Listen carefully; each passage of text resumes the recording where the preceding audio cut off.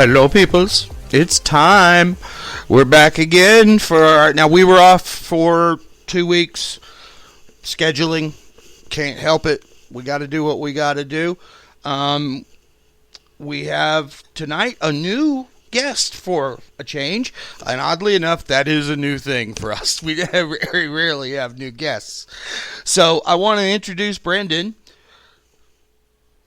Hey, how you doing? And Brendan, why don't you tell us who you are, where you're from, what you do? Yeah, right on.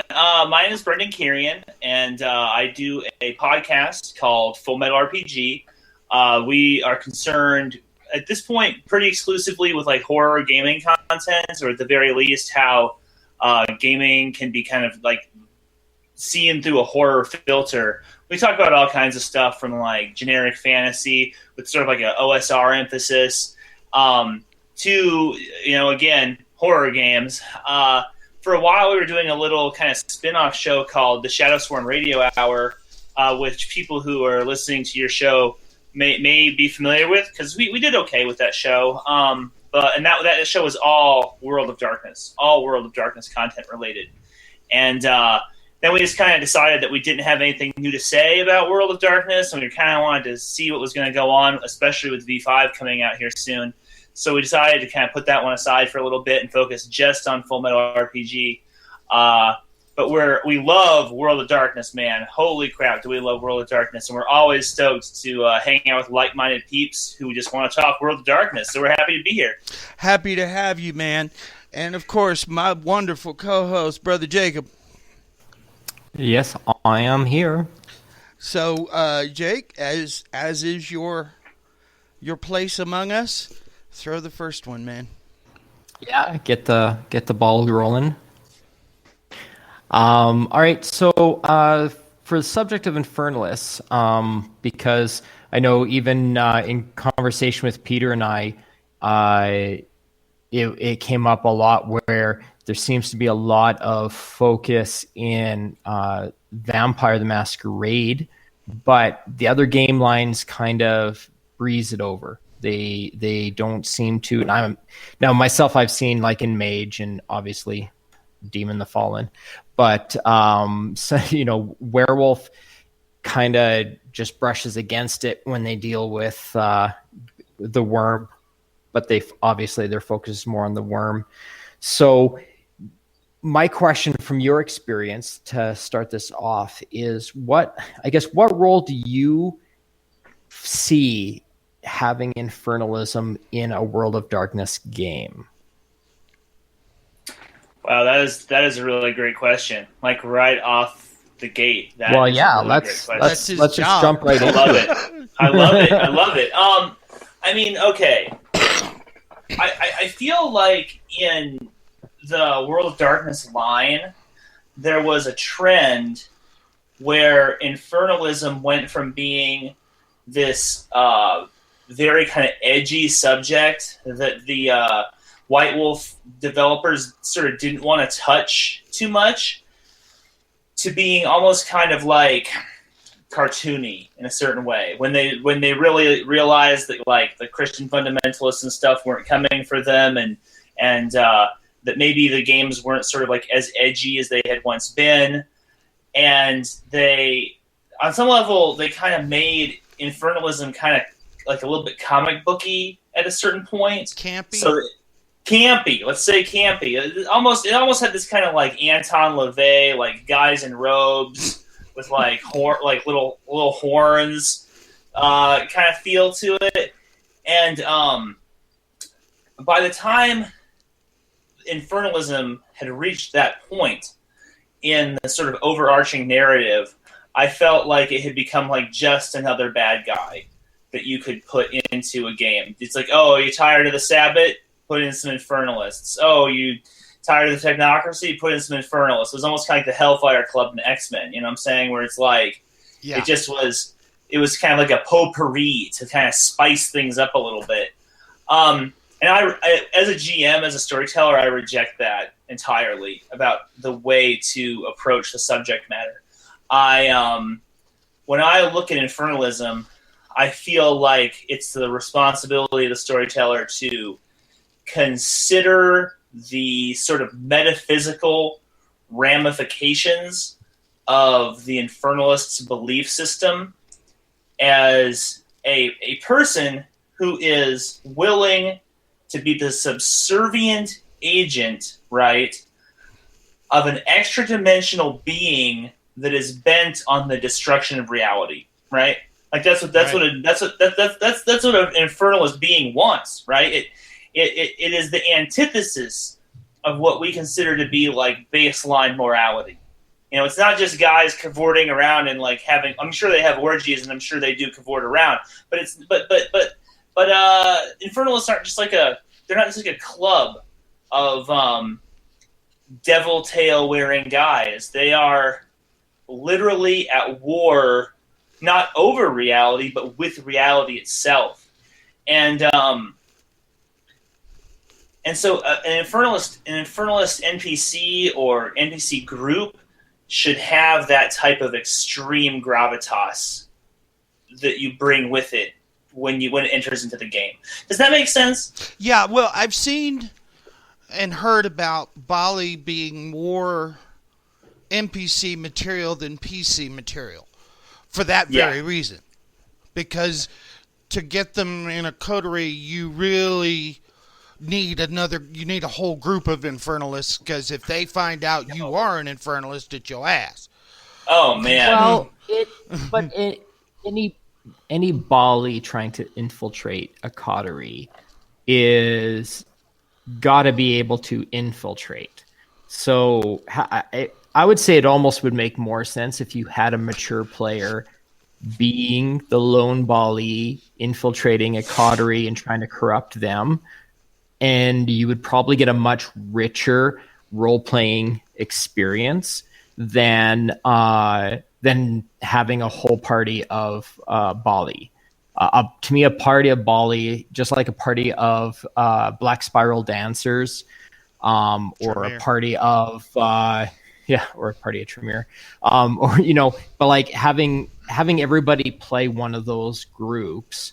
To me would be, okay, that's fine for a one shot, but it'd be really difficult to find an entire group that would be able to add those extra layers that we were just mentioning to them. I think myself personally, I think a lot of the products, like you said, there was that definite shift when they went from being scared because we just came out of the satanic panic. Yeah. And when Vampire came out and being scared of, being too obvious and stuff. But then at the same time, like you said, they went kind of cartoony. And then Infernalists were also kind of like the Black Hats. So it's the world of darkness, varying shades of gray. Everybody's evil. Everything's bad. But Infernalists, well, no, those are the Black Hats that everybody can rise against or whatever. And exactly. I think a lot of it, they got shortchanged at some of the nuances. Whereas like you said, if you come at them with the approach that these guys want to undo creation, why are they doing that? How are they trying to achieve that? That still gives some nuance to that extra weight behind them. Talking about undo creation, I instantly thought of Julian Sands and Warlock, which is actually like perfect viewing material on the subject. So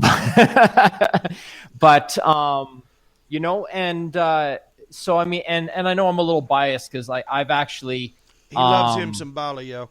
Well, I actually I love the Bali too. I think it's an amazing clan. Well, I love it. Love that clan book.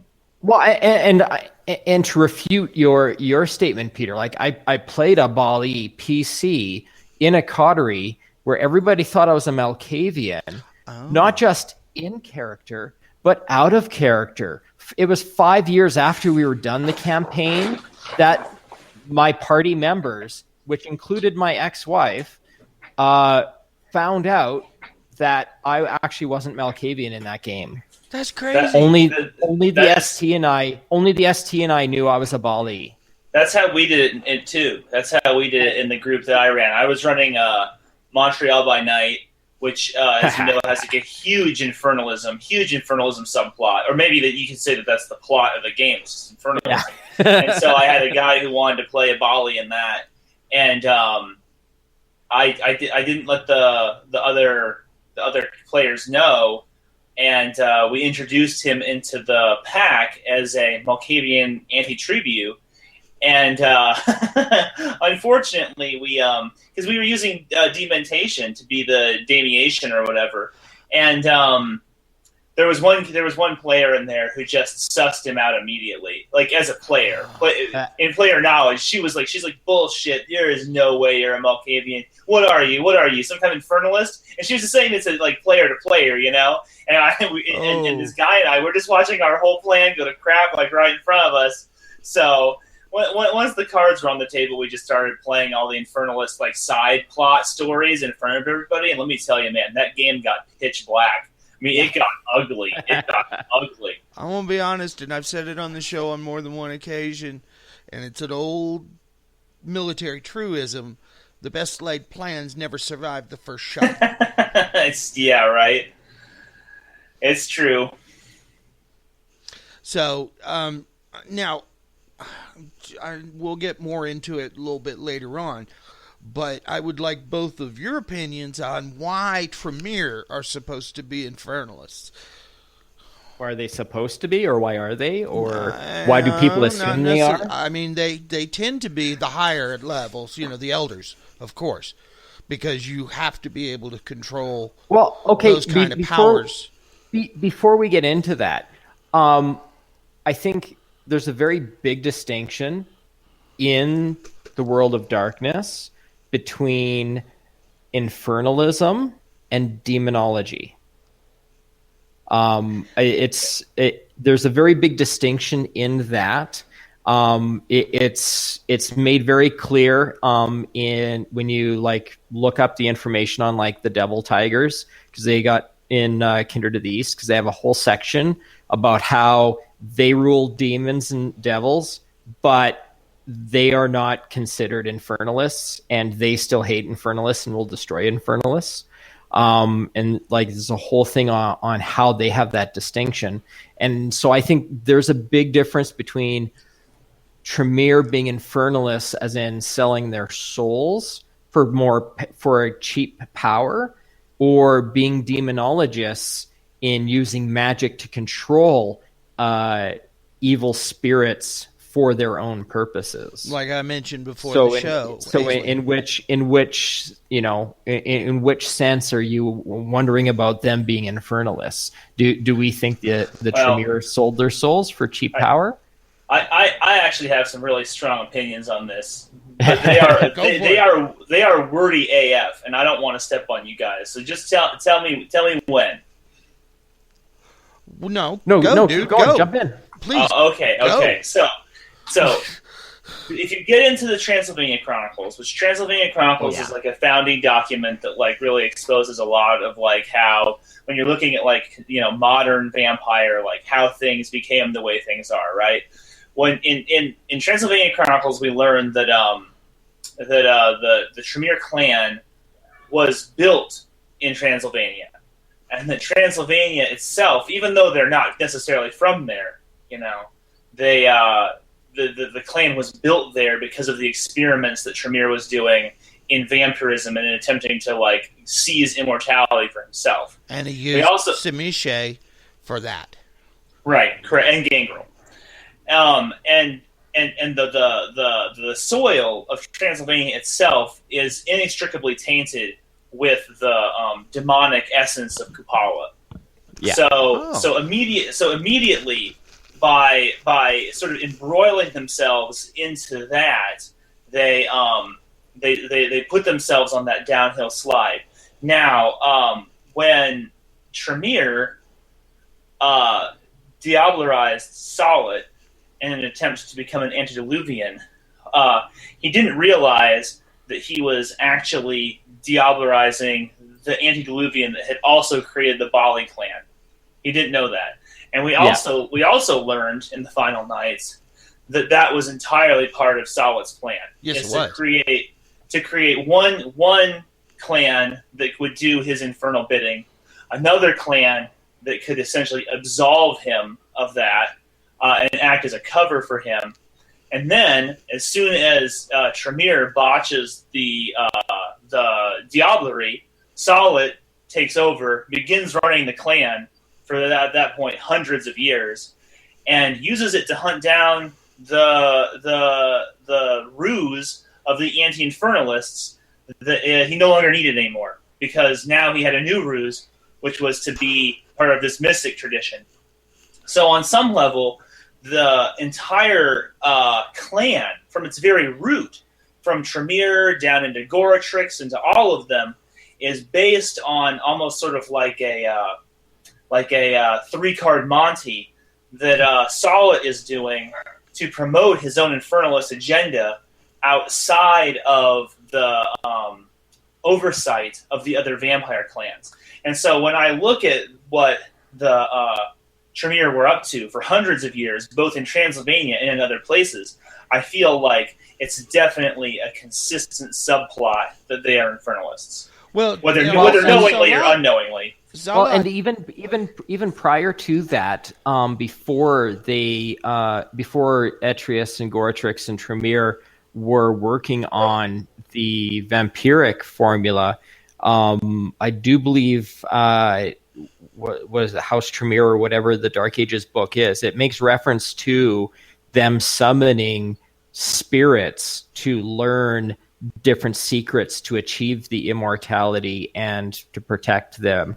And at the time period, it was not, infernalism was not as frowned upon as it is, in later times. I mean, obviously trafficking with the devil and stuff, even at the Christian church's early stage, was still discouraged. But there are popes that are still thought well of that openly claimed to summon demons to test their faith. So that kind of information would not be as difficult to find as, say, after the Crusades. And so I think to feed into that whole storyline there, as you were just saying, the hints that led them to Zaulat was were some of those spirits they were summoning, and they were like, "Oh, I totally know where you can get all this power." No, that's exactly true. It says that Right? It says that Tremere talks to the spirits of the land, and at that point, the spirits of the land were corrupted by Kupala. And I like how you call him Zaulat. I like how you use the KOE. Yeah, KOE, that's awesome. That's awesome. I'm too much of a KOE fan. KOE fans are kind of like a hard thing to find nowadays. I don't think it was the most popular line even back then, and then subsequently people have kind of like distanced themselves from it because of its execution or whatever. However, I love that line. It was just such an imaginative, interesting line. So I definitely feel you. Good on you with that. But part of the myth of the Salubri was that Zaulat was a demon slayer. Well, that was to make him come across as more benevolent. Well, yeah, but like you said, with the 3-card Monty, so he created the Bali, but he also had his regular clan, and his regular clan was kind of the cover. So he had the healer Salubri and the warrior Salubri, and the warrior Salubri helped the Assamites fight the Bali at the Second City and in the centuries afterwards. So that's why the older records talked about him as being a demon slayer, and then the healer part of the clan kind of became more populous, and his reputation as being gentle Salu, and the healer, and he was always helping Malkav get over his derangements, and everybody just kind of went on the down low about how, well, the original stories actually say that Set, Malkav, and Salu were homies, and having Salu and Set as close friends seems like an unusual combination for Just a guy a little. who's all pure and good. Yeah, I think Salah was just like a hardcore long gamer. You know, I mean, he definitely was playing the jihad in moves that lasted thousands of years, or at least millennia at a time. You know, and you can really, on some level, because more ends up having been written about him and about Cappadocius than about any of the other antediluvians, you can really get a sense of how a being of that power and that scale, especially in that iteration of the World of Darkness, would play the sort of instrument of the jihad, and how they saw it in terms of a plan that takes 500 years to execute or 1,000 years to execute is really no big deal. That's not for Methuselah. Yeah, no problem.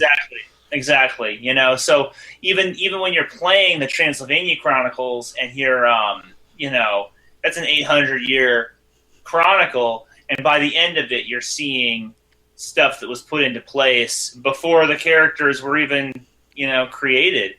But by then, it's almost kind of like it's like well, what's his name? It's like Emperor Palpatine says, "Only now do you understand." Mm-hmm. You know, and that's the antediluvians for you. Yeah. By the way, I want to welcome all the folks in the chat. If you have questions for any of us, please, we're more than welcome to answer them if we can. So, continue, Jake. Sorry, didn't mean to cut you off. So I know that there, especially with Transylvania Chronicles and later books relating to the end times, they did start to build a little bit more into what Jemisse was up to. But I was disappointed that Gehenna focused so much on basically it taking over and winning. And I think there was also a missed opportunity in Time of Judgment that for Kindred of the East, that they had Mikaboshi rise up as the Demon Emperor, because I thought it would have been so poetic to combine the two lines and have Zaulat step up as the Demon Emperor as part of the last stage of his plan to win the jihad against his brothers. But yeah, that's not the route they went. So, well, my campaign. You could write a book on the missed opportunities at the end of the third edition. I mean, it's just the most forehead slapping. Oh boy. And well, that's the cool thing about the system is you can play it however you want, and if that's the way you want to go with it, people would be happy to play it. Yeah, it's true. I mean, I think that every little gaming group, and we're talking about an event that was, Jesus, a long time ago now, what, like 10, 12, 15 years or something when those books came out? They're not young books anymore. Just about 20. Yeah, it's closer to 20. Wait. For the End Times books? For the Gehenna books? Well, hold on. Let me pull out Time of Thin Blood. I've got Gehenna right here too. So yeah, I got Gehenna on my shelf. Let me pick it up. I'm too far away from my library. Because what is it? The Requiem books and stuff. Those are all over 10 years old now. So I think there was a 1 year gap. So let's see, 2004. Yeah. So okay. So we're at 14 years. 14 years. Oof. Feel old. Yeah, I know, right? And I'm looking at 1999 for Time of Thin Blood. So. Oh yeah. Man, See, I remember when that book changed. I didn't think there was as much of a time gap between Time of Thin Blood and Gehenna. I didn't realize it was like 5 years. I thought they came out a lot closer together. Well, they ramped it up for some time before things really went sideways, supposedly. But then now that's not the case. But yeah, they were really ramping this thing up so that they could make this end times thing be something people would want to play. Yeah. I mean, it definitely was. I'm sorry. Yet none of the Infernalists managed to destroy creation. I know, right? They weren't important enough villains. You had to have it be part of the big narrative. The black hats got wiped out, and it was all the gray guys that took over. Yeah. One of the other quote-unquote infernalists, since we've already brought up the Assamites, was Urshugri. There seems to be quite a few folks who believe that, yes, he is and or was an infernalist. I think it's almost That's assumed anybody interesting. with thaumaturgy probably has done some infernalism at some time in their life. Oh, okay. Hashtag Tremere. Yeah. We've already done the Tremere show, dude. I'm trying to Oh keep wait, wasn't there like a additional few pages about Urshogi that were released by like the writer of the book, one of those books, and he put them online somewhere. God, I wish I could remember where I saw that. And it basically laid it all out that he was super infernalist from back in the days of the Second City and the original Bali Wars, right? So that's not like official canon. It did get cut, but it was intended subject matter that it was going to be written like that. Am I right? I think you might be. I think it's something like that because he was he first. He is from the Second City. His command of blood magic helped turn the tide against the Bali in the original Bali War, and in which case then he could actually be subject 0 for the Bali curse that causes them to be blood drunk, right? Because there's which is odd that's never been broken. No, it was the Tremere who gave them that, or that cursed them. No, the Tremere gave them the curse they couldn't drink blood. Oh, yeah. Okay, that's what I thought. I'm sorry. The Bali gave them the curse that they could get addicted to vampire blood. The Bali cursed the Assamites to basically always be untrusted and dangerous to their fellow vampires. So it could possibly be, and maybe instead of a Bali curse, I wonder if that was perhaps a side effect of his infernal bargain, and he just blamed the Bali because he didn't want anyone to know the truth. Oh, that's actually a perfectly valid point. Somebody sent me those pages. I wonder if I could dig them up in my computer somewhere. But I'm pretty sure that there's like there's a whole thing in that about Urshogi and the flesh pits and all that stuff. So I don't know. That's awesome. Yeah, if you can find those, I'd love to see them. I heard about them, but I've never read them. No doubt. Yeah, I'll see what I can do. I mean, I've got some old school stuff from back in the day. It's mostly text files from, when we used to play the Vampire the Masquerade on the old, what do they call it? I guess bulletin boards? Or it was HTML chat rooms. BBS? Yeah, but prior to that, the chat rooms evolved out of the old BBS system. Some of us are a little older than others. My parents hated computers, and so they didn't let us have them in the house until we were much older. So not Luddites, were they?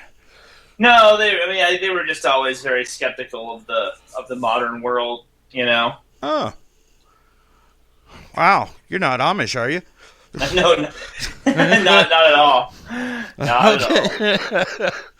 But all right, so anyway, let's talk a little about some of the other infernalists. We've really hit on the vampires pretty heavily here.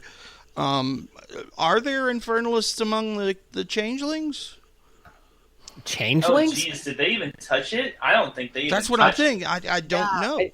I don't know officially. That might be something to throw Victor's way sometime. Yeah. But the other thing, too, actually, it'd be interesting to see. I wonder if the wiki has anything on whether changelings or werewolves actually can enter a bargain because of the nature of their souls. Or the other thing is, though, is that actually might be why you don't see much about infernalism in there, because they have more to lose than humans and vampires do in a bargain. I think that Infernalism would interface really weirdly with the Changeling the Dreaming mechanic, which is about like wonder and stuff, because like Infernalist is going to have a very kind of like Baroque view of the metaphysical world. They're going to be very like wrapped up in a lot of imaginative exercises in a certain way, but that would make them more likely to support like the dreaming and less likely to be an autumn person.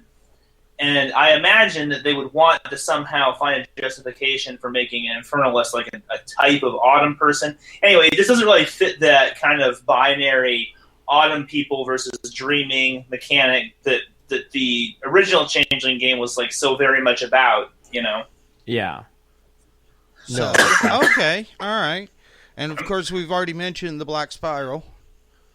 Yeah, and that's the thing too. With there's so much more other ways that werewolves can be worm and weaver corrupted, that infernalism doesn't really seem to be as big of a deal or that serious of a scenario in that aspect, because it's like, well, in their grand scheme of things too, it's like, why would I sell my soul to some minor peon? If I'm going to go dark, I'm just going to serve the worm. Like, I mean, like, I feel like they're because the original White Wolf like metaphysics kind of it likes to skirt around the question of does God exist, you know, and it likes to kind of tinker with it with things like the Templars and the Celestial Chorus and stuff like that, but they didn't really want to, you know, come out and be like, oh, God does exist or God doesn't exist. Instead, they sort of left it to you to sort of imagine a God that might fit into their metaphysics some other way. And I mean, I think it's an interesting question that we could discuss. Is the worm is Satan an understanding of the worm? Is infernalism a way of understanding that? Or is infernalism something else entirely? I mean, I guess when by the time Demon the Fallen comes out, then there is a Lucifer character, right? And then there are these demons. Personally, I was not a big fan of that game. I don't know where you guys fall on that, but I did not care for that game. We've done a show on Demon, and it seems to be rare to find anybody who plays it, but I've not heard anything bad about it. I mean, other than, you know, that not anybody plays it. That's all. Well, the people that dislike Vampire for it being focused on the Abrahamic viewpoint of the world really dislike Demon, because it basically takes the Christian Bible and the Talmud and the Quran and says, well, these are all this is what's going on, guys. The whole world was created like this, and it did have sections where it talked about how all different realities were overlapped because the universe was more complex, and it left the door open for other religious viewpoints and other mythologies to be just as true. But it was still difficult for a lot of people to bypass or get around the fact that everything was being explained as per Christian angelic choirs and stuff like that. I don't know where you stand on it. Or oh man, I just really feel like they missed talk about missed opportunities.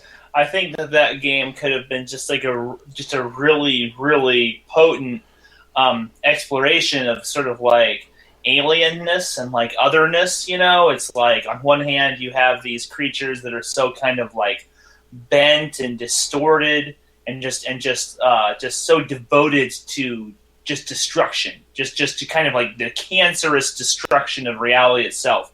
And on the other hand, you have these other creatures that are kind of like opposing them maybe, but if you base them on the angels that you encounter in the Abrahamic texts, and as you pointed out, it was very much like that. But if you do focus on those texts as the primary source documents, they're incredibly rare beings, and they're all kind of assholes, and they're very weird and very hard to get along with themselves, and they certainly don't seem like nice guys or anything. They're definitely not little cherubs like you see painted on those little cards they give you at Catholic Church, when there's a little angel helping the kids across the bridge and stuff. They're not like that at all. They're the cherubim and the seraphim.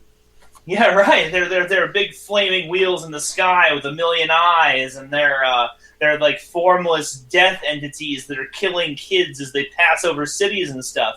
And the idea when they said they were coming out with that game, I was like, oh my god, this is gonna be so great. Not only is it gonna be this titanic struggle between these two sets of entities that are almost unfathomable, sort of condensed down into human form. What's that gonna be like? But then you have this great Chronicle of Ages background you could put into it too, where it'll be kind of like Vampire. You'll be able to work that game in with Mummy and with Vampire, and you'll be able to start off in biblical times and work your way forward and all this other stuff. And then they didn't do it. They're like, oh no, it's one of these split soul games, kind of like they were doing with Mummy the Resurrection or whatever at the time. You share a soul with a guy, and you're basically like a regular person, but you get some powers and stuff. And I was just like, ugh, this has been done, Yeah, I mentioned it on more than one occasion. It plays very differently than that, but I could see where that impression would definitely kind of jump out. I will admit, I never actually played it. I read it. I read through it because I was really expecting to see a game that was on some level a little bit more similar to Vampire, but with a very different, very dark kind of take. And then I got a game that was, first of all, like any vampire could kick the butt of almost any one of those guys, and second of all, it was all really based on those elemental type stuff. It was very much about elemental powers, which I thought was kind of weird at the time. Well, as I've mentioned prior to now on the show a couple of times, is that if we get all these quote unquote infernals, where the hell are the Celestials? They never did cover any of that. There's lots of different theories in the different game lines on what happened there between demon and vampire. There's quite a bit that discuss the absence of God and the Celestials in things. Though Time of Judgment did, with the wrapping up Hunter the Reckoning and Demon the Fallen, did make reference to including angels, and if you were wanting to toss that down into your end of the world game. The novelizations for Demon, I think, did a really good job in showing, because there were quite a few characters that were almost pretty much 100% their celestial personality, that just had the memories of the human that they were replacing, for them to be able to blend in.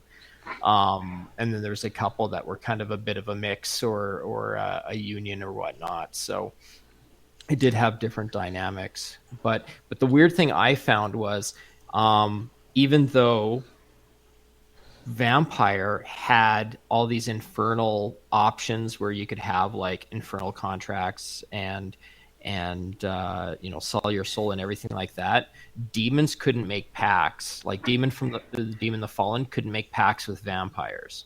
They could only make pacts with actual mortals. Because vampires don't have souls. But vampires can still have contracts with. They can be infernalists. They can still have contracts and gain power from pacts. Okay, we do have a question. Demon.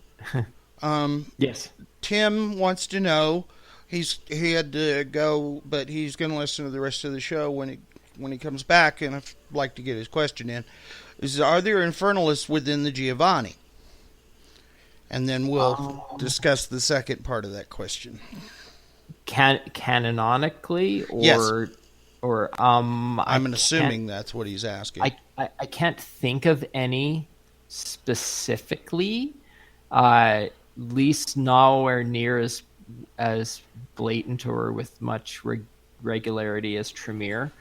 I think part of what the complication would be with the Giovanni is the fact that they are very, very rigid on you owe us fealty.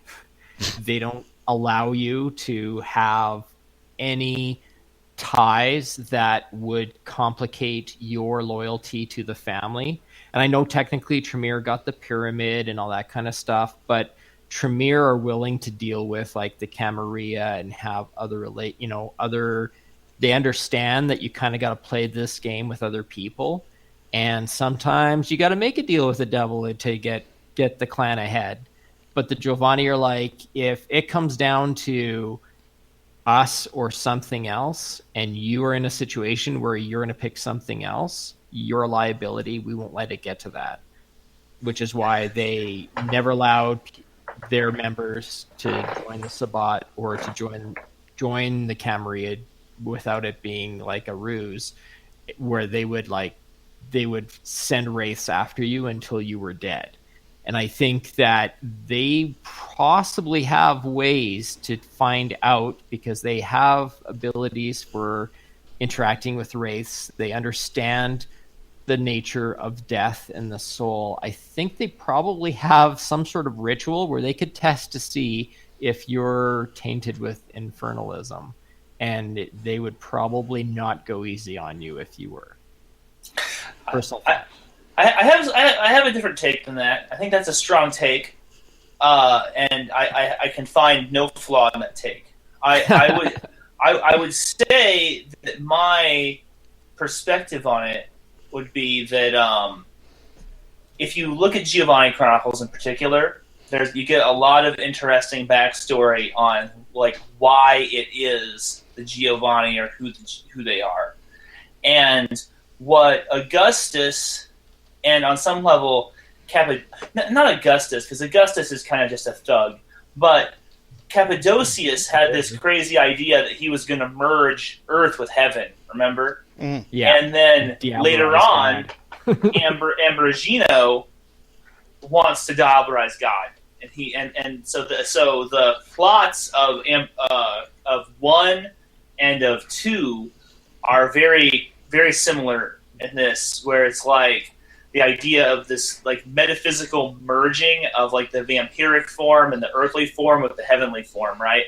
So it's clear that they believe in the idea of like a god, and that this is probably like a culture that gets disseminated into the clan. And I think that, sort of in line with what you were saying, Jake, that belief kind of combined with the sort of Catholicism that sort of like simmers in the background of the kind of debauched Catholicism of the culture of their clan, I don't think that they would really stomach Infernalists, because I think that even with all the necromancy and the implied pedophilia and the incest and all the other stuff, I think that they see themselves as on the way to heaven, not on the way to hell. You know, they believe in the ultimate sort of like goodness and like in a sort of perverse morality of like what it is that they're trying to do, and this is their great work, right? This is their like magnus opus, is to unite the physical reality with the spiritual reality of heaven, right? I mean, I could be wrong. Yeah. No, that's very valid, and. And again, like you said, it's still a situation where they're not wanting to fuck with anything that's going to jeopardize where they end up at the end of things. Right. Yeah, I just don't think that they see themselves that way. They're one of those people who like they have that kind of like ends justify the means kind of Machiavellian mentality that like oh, we do all of this stuff in the name of this like higher vision, and that if you shared our vision, you would understand why it's important to sleep with the corpse of your dead aunt or whatever. Yeah. You know, there's a scene in the clan novels where Madeline is trying to get information from one of her dead relatives who's not.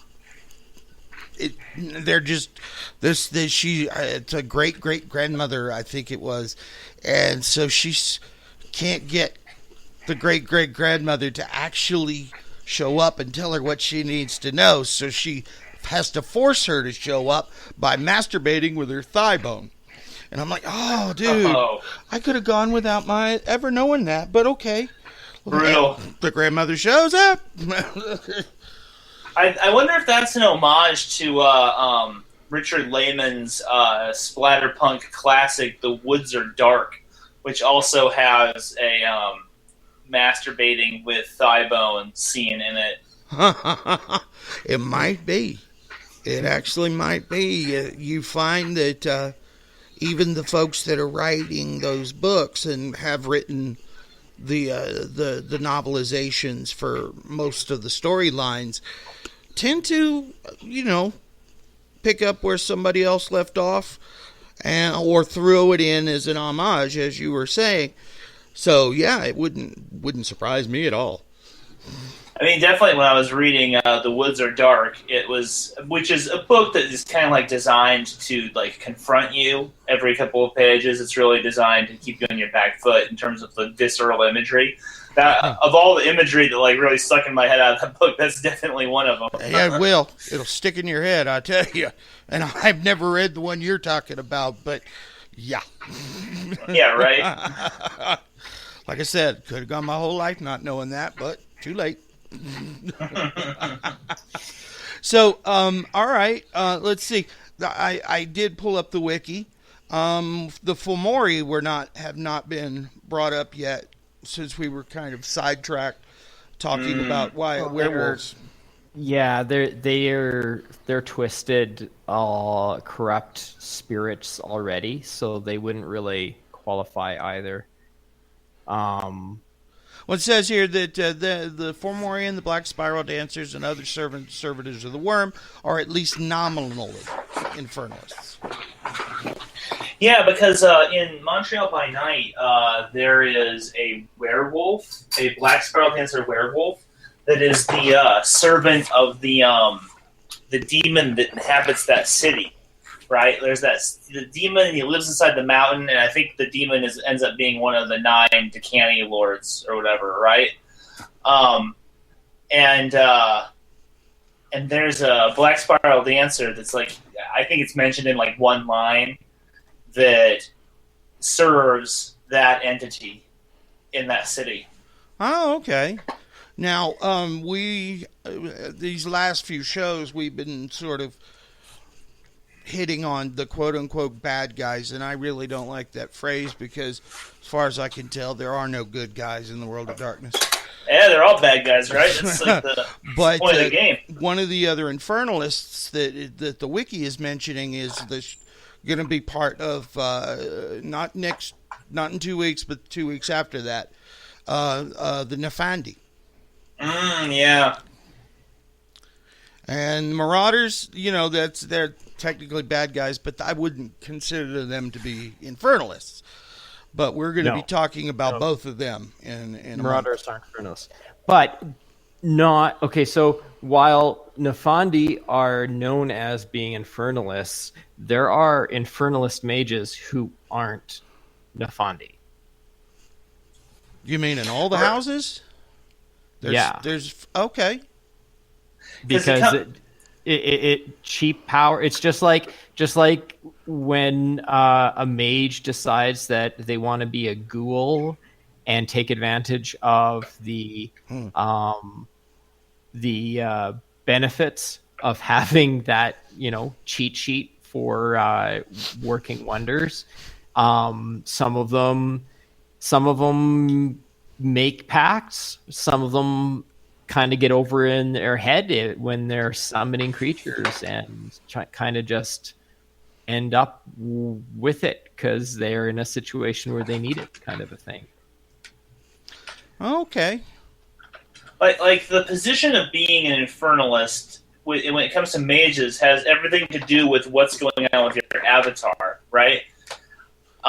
If I'm wrong, correct me. No, you're right. It's been a while since I've interacted with this material.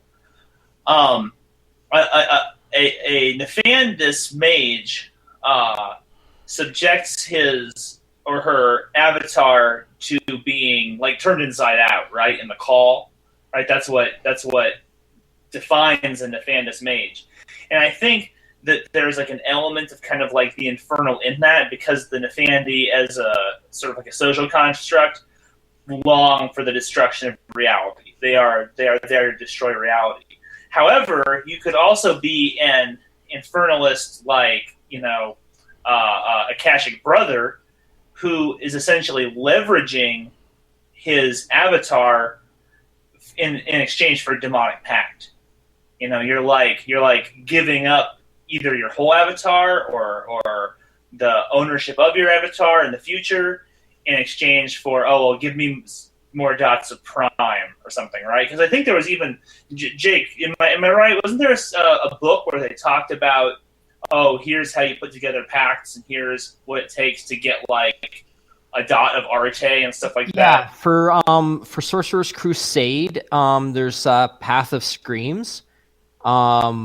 That I actually have a copy of that, not within arm's reach. But it was Infernal Pacts, and it didn't focus on Nefandi. It was just for any mages, and yeah, like you said, for getting the bonuses on leveraging what you could do to get greater arret, or learning some of the spheres a little bit early. Or finding ways to deal with your paradox. Right. It would be handy as fuck if you could shunt your paradox to something else, and so they're the ones that suffer the backlash instead of you. Or like, I'm sure there's all sorts of fun things that could be done with a pact, if you bargained right. I think they had one of those throwaway lines in that book where they were like, now, of course, the potential of your avatar isn't worth any amount of dots in spheres. And you're just kind of like, yeah, okay, I know, blah, blah, metaphysics. But I mean, if the guy sits at my table is a power gamer and he wants that stuff, he doesn't care. Because there's no mechanical function for having an avatar. And he sure as heck ain't gonna feel it if he loses it, Well, and even to some extent for the mage character as well, is there's no guarantee that they are going to achieve their apotheosis in this lifetime. How much do they like? How much would anybody really care whether their avatar is done when they die? I think that's a really interesting question, right? Like I know in the big scheme of things, like there is that concept of rebirth and past lives, and they have and that, okay, well, in each lifetime we have the opportunity, and if we don't quite get it this time, then maybe next time. But at the same time, especially in a modern setting, like, we don't even have people that care if their kids have a clean planet to live on. Or right, like we have, like, there's people who don't even care if their kids are fed. Like, I mean, to what extent are some of these mages really going to give a rat's ass if their avatar reaches ascension someday, if it's not going to happen in their life? But the thing is that, and I think the point that you're bringing up here that's really so critical is that these are awakened mages. I mean, these are people who have like the scales of the lie have been lifted from their eyes, and they can literally see the fabric of reality to the point that they can just kind of reach out and touch it and manipulate it with their hands, and that they are on some level fighting this like cosmic war for like the benefit of of all humanity, and in attempts to get everybody to become awakened. And yet they have such sort of like kind of like in order to have that level of enlightenment and then be so stifled that you'd be willing to like trade it for the ability to cast a fireball or something is incredibly short-sighted. I mean, but however, I guess in our very own human mythology, we have like demons tempting the Buddha under the tree, right? Like that's what happens. Yeah. You get a lot of power, and then demons show up and say, "Hey, would you mind trading it to me for something else?" So it's an interesting. I think it's an interesting dilemma. It's an interesting dilemma for the characters to be in, and it's one of the things that always kind of bummed me out about Mage was the fixation on the technocracy and this kind of like cyberpunk game that they were sort of like ironing into your gothic horror, and that the whole game came about was about fighting these cyberpunk dudes when it struck me that the much more interesting conflict was with like what is the nature of reality and like what about these other beings and what am I going to do with it and that kind of stuff. Okay, time out. Adam's joined us. Wanted to go ahead and introduce Adam. And Adam, you want to tell us a little bit about you? Sure. So I'm the co-host of Full Metal RPG with Brendan. I've been a White Wolf gamer for a real long time. Big fan of Wraith and Vampire. Played some Mage as well. And happy to be here talking about Infernalism. Yeah, I got a Mage question or a Wraith question for you here in a second. Sure. But yeah, we wanted we've been at it almost an hour now, haven't we? Let me look. Hold on. Yeah. I got so many tabs open. Yeah, right at an hour. And so we've covered vampires, infernalists, and werewolf, and mage now. Yep. The Nefandi. And so coming up on Wraith, which we hadn't gotten around to yet, the Spectre cults and the Neverborn. Correct, yeah. So in Wraith, you don't really have the idea of the demons so much as you do the Oblivion, right? And the Neverborn and those creatures that kind of dwell in Oblivion, which I guess in Demon got kind of retconned into being that was where the Fallen were. And so it's always been kind of unclear. Like in Wraith, there wasn't really ever a way to become an Infernalist. In Wraith, the Faustian bargain you could strike was with your own shadow, was with your own dark side. And so there wasn't really a mechanical cool way to... all in its own. Yeah. Oh, no, yeah. It's definitely very interesting because you're essentially just mortgaging, your very essence, your very soul, for temporary power, and your shadow can offer you shadow dice to help you succeed on things. And so it's much more of an active give and take as you're playing, because someone else is playing your shadow, so you've got someone tempting you nigh constantly when you're playing that game. Yeah, that's we've done a couple of Wraith shows, and that seems to be one of the cooler aspects, especially if you're LARPing. is getting somebody to play your shadow and then them just taking it and running with it.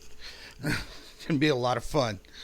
Yeah, it definitely can. And Wraith is one of those games that's a real balancing act, because you have to make sure that the people who are playing the shadows aren't neglecting their own characters to kind of, toy with one of the other player characters. And so that's always been kind of one of the give and takes of that game when you sit down to play it, is how much time do I spend shadow guiding, and how much time do I spend, playing my own character, and how does that work when the session focuses on, one character or their journey particularly. And, I mean, just with White Wolf games, kind of in general, you have like a certain type of player who I think really enjoys kind of like fucking with the other players, right? Yeah. I mean, we have this new word called trolling that we never had back in the 90s when we were playing the shit out of these games. Mm-hmm. But like, now we just know, like, oh, you're a troll, man. You're just sitting here. Take that shit out of here. Yeah, exactly. You're just trying to fuck with the party all the time. You're trying to like make everybody do stuff that they don't want to do. And then Wraith formalizes that agreement, and it actually gives you a bunch of dice you can put into it, Now, the term Malfian, is that interchangeable with Infernalist? In terms of Wraith, yes. I mean, not particularly. In Wraith, like I was alluding to earlier, there's not really this idea of the high and the low Tellurian and all of those things, right? Or the Umbra and these spirits. You don't really have a lot of interaction with those worlds.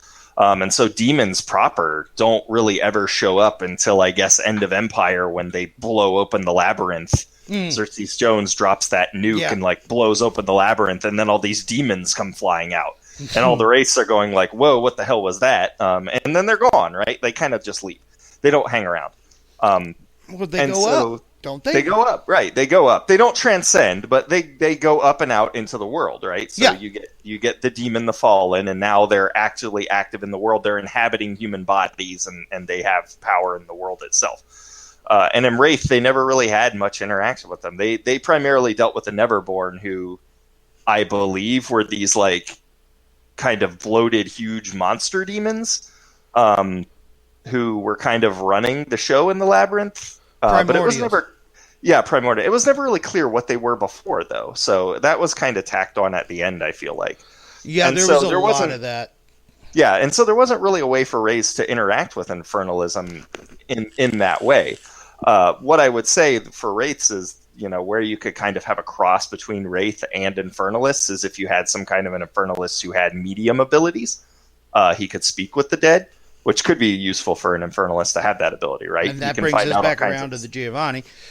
Right. Well, mediums don't have to be Giovanni, though. They could just be people, or that could be part of your soul pact with a demon, right? Is this ability to speak with the dead. And if you have that, there's a great deal of leverage you can get. You can get the dead to do things for you if you're willing to do things for them to help them resolve their passions and their fetters. So it's kind of like, in a way, thralling the wraiths to serve you the way that, you are enthralled to this demon serving it.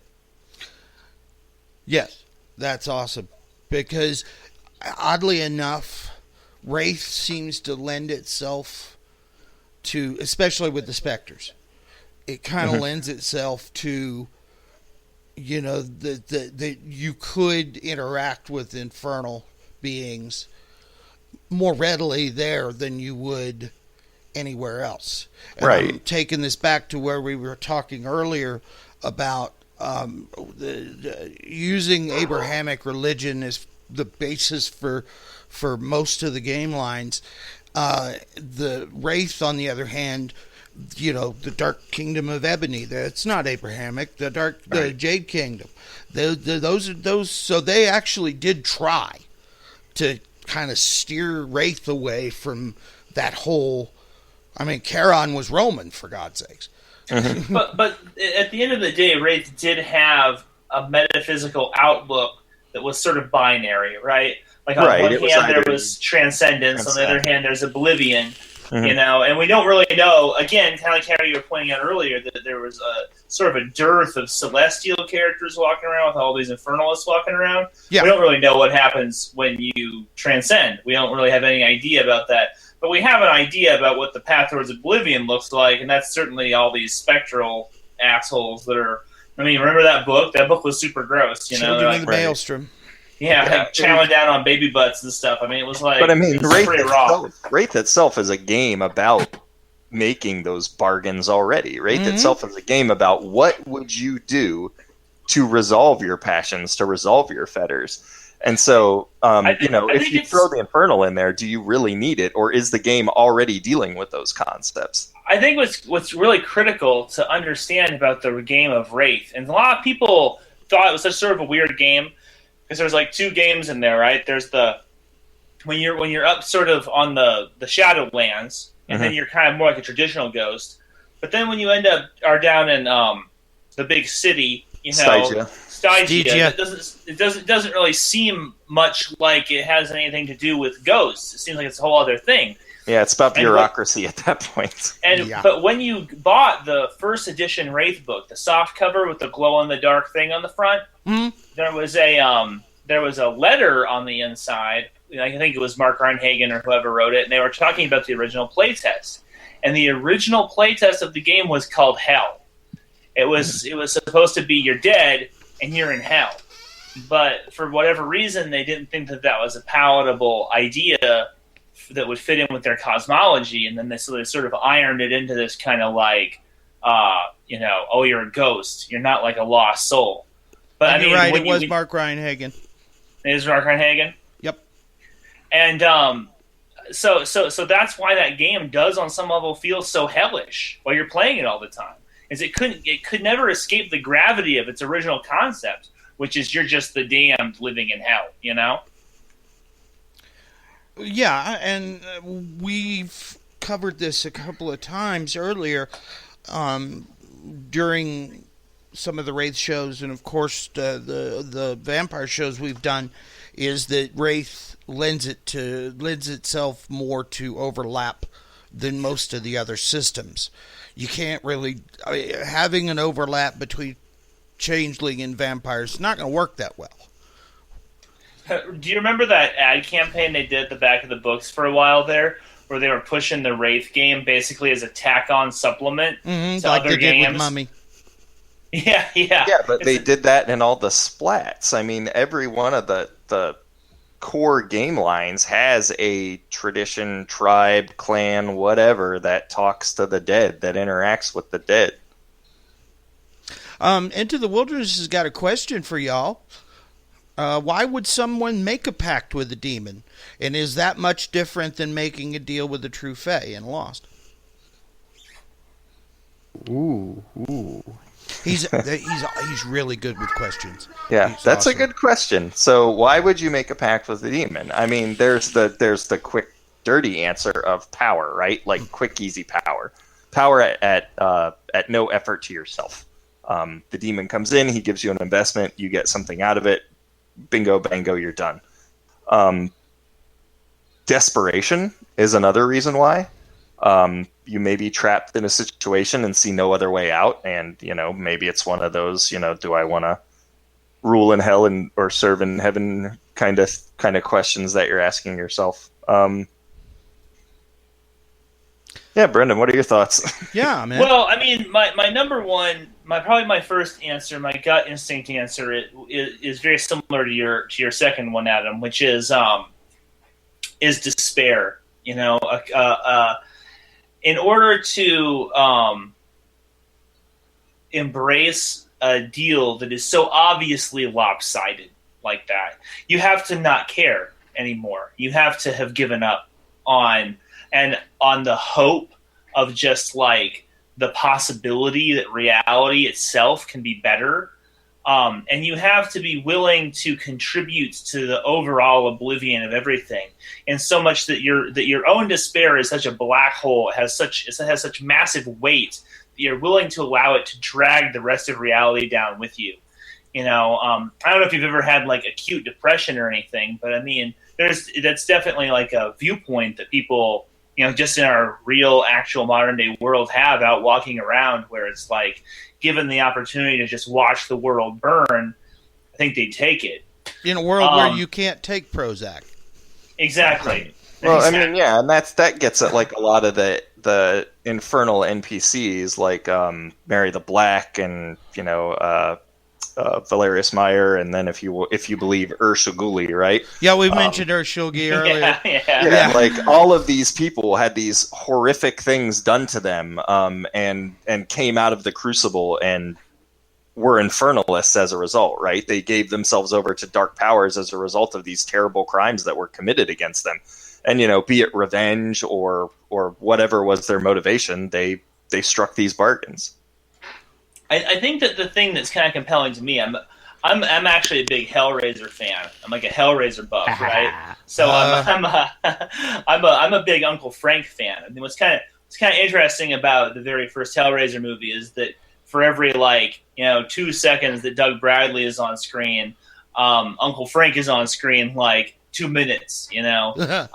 And when I was a kid, the imagery of this guy walking around without skin, Oh, he's like hanging out in a house and he's skinless and there's this blood dripping off of him and he's still finding time to have sex and stuff. It really it was incredibly revolting to me. It was incredibly disturbing, but it also had this kind of strange sort of sickening allure to it. And Uncle Frank becomes an infernalist because he's bored, because he's jaded. He's tried kinky sex. He's tried dangerous living, and literally he's always out there craving something that is darker, that is scarier, that is more taboo. He bones his sister's or his brother's fiance like on their bed, and like literally he doesn't even have any time for afterglow. He just pushes Julie aside and he goes, "It's never enough. It's never enough," right? And that to me is a classic Infernal character, the guy who is just like, it's never enough. I am so enthralled by the darkness that, because I don't think Uncle Frank plays with the box for power. I don't think that he's filled with despair. I think he's literally just looking for something like the high that gets him so Something high, to do. the boner that gets him so rock hard that he just can't take it anymore. And then of course he finds it, and it's horrible for everybody. Well, what does Pinhead say? I will show you such... Yeah, I have such sights to show you. That's it. Yeah. And then he goes on with the really... That's the one line from that movie that just... In the second film, there's another line, because Dr. Chenard, he's another classic Infernalist, right? He's sort of what Adam was discussing in the first part, where he's like a power Infernalist. Like he sees ascension into demonhood as being this kind of big power trip that he wants to be in, right? And so the whole movie's about him doing all these horrible things, and he gets kind of nauseous at certain points. You can see him getting queasy, his knees getting weak while he and Julia are carrying out the murders and stuff. But finally, at the end, he's down there in the labyrinth, and he gets pushed into this machine, this like horrible-looking, rotting machine that like cuts him up with all these like garrets and stuff, and it spits him out as a Cenobite. And the first thing that he says as he emerges from this disgusting machine that really reminds me a lot of a Nefandi Call, is he says, "To think I hesitated." And I'm just like, yes, that's so grim, right? Like that's chthonic. His mind has been changed. His the way that he views reality and morality has been inverted by being inside the machine, and whatever has happened to him, whatever he's given up, he doesn't even care, because whatever it fills that void is like so big. You know what I'm saying? So are the Cenobites technically demons? Yeah. Extra-dimensional beings, but... Yeah, there you go. Big. They're extra-dimensional beings. Yeah. But there's... From the dimension of pain, I guess? There's a lot to be said for the because especially when we're talking World of Darkness, we're talking modern times. We see a lot of similar things, building on what you guys are saying. That the fact that there is so much to be said for that feeling of confidence, that feeling of there's no more uncertainty. Knowing that you've made a decision, you've written off whatever your religious beliefs are about what your future is. In making this pact, you've written off this potential future that you don't know if you're ever going to see again. You've written that off. You've made a choice. You've made a decision. You don't have to worry about the day-to-day moral grayness. Mm-hmm. You've picked a side. You don't have to worry about being tempted. You've got the confidence that everything you do is now focused on what you want to do, what you're able to do, and the feeling of power over your own destiny, even though you definitely don't have power over your own destiny, but you've got that false feeling of power. And we know there's many examples of how people will so often choose power over anything else. Well, I think you make a really great point there. It's kind of like the seduction of submission. Like when you give up your will, then you don't have to have the burden and responsibility of making choices anymore, and an entity makes them all for you. Right, and some other interesting Infernalists too. If you're just looking for ideas or seeds out in fiction are like the 40k Chaos Primarchs, right? Oh, yeah, like, yeah. Every single one of them made a pact with the Ruinous Powers, who are effectively demons, for whatever reasons. Karn was so obsessed with bloodlust and slaughter and power that he, made his deal with Khorne. And then you had Magnus, who was, he had his thing where he's, I want to know all these secrets and all these other things. And then you've got Mortarion, who was, his flesh was corrupted and mortified, and so he turned on the Emperor and gave himself over to Nergal. And and then you had Slaanesh and I can't remember the Fulgrim, who was dedicated to Slaanesh, who just gave himself over to sensation, right? And so you can kind of look at them to go, well, these are all various ways that they fell into demonhood or into these demonic powers and into their worship and service. Now, one of the lines that we seem to be lacking Infernalists in general is Hunter.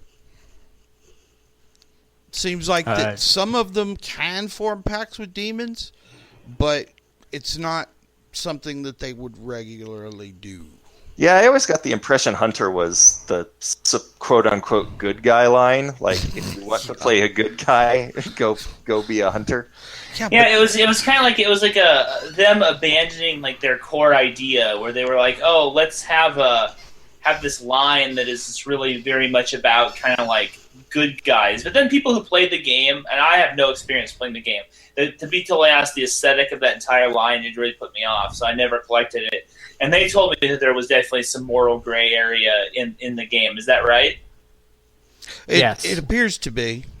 There's especially as hunters get more experienced, they definitely, even though they don't have like the humanity mechanic, they definitely lose touch with the person they once were. What I always can become obsessed, where their reckoning basically takes over their lives, and everything that used to be important falls to the wayside. I thought Vigil handled it very well, where it was if you went too far, you became a slasher. Oh yeah, like instead of being infernal or falling into like some demonic trap or something like that, you killed so much and were so focused on hunting and slaughter that you just became a slasher. And so that was kind of the arc for your hunter character, or their downfall, right? Yeah. And I thought that was I love really that well about done. the Vigil. I agreed 100%. And it's my understanding that with the second edition that they're working on right now, that they've actually baked that into the core mechanic more. Because the original slasher book was kind of like almost like tacked on, sort of. It was an add-on, a separate one. And it is such a great book on its own. Oh, it It's is. worth having if you don't have it. It is one of my favorite books of that entire period of Onyx Path stuff that was coming out. That slasher is what got me to actually look into the rest of the Vigil line. Really? Okay.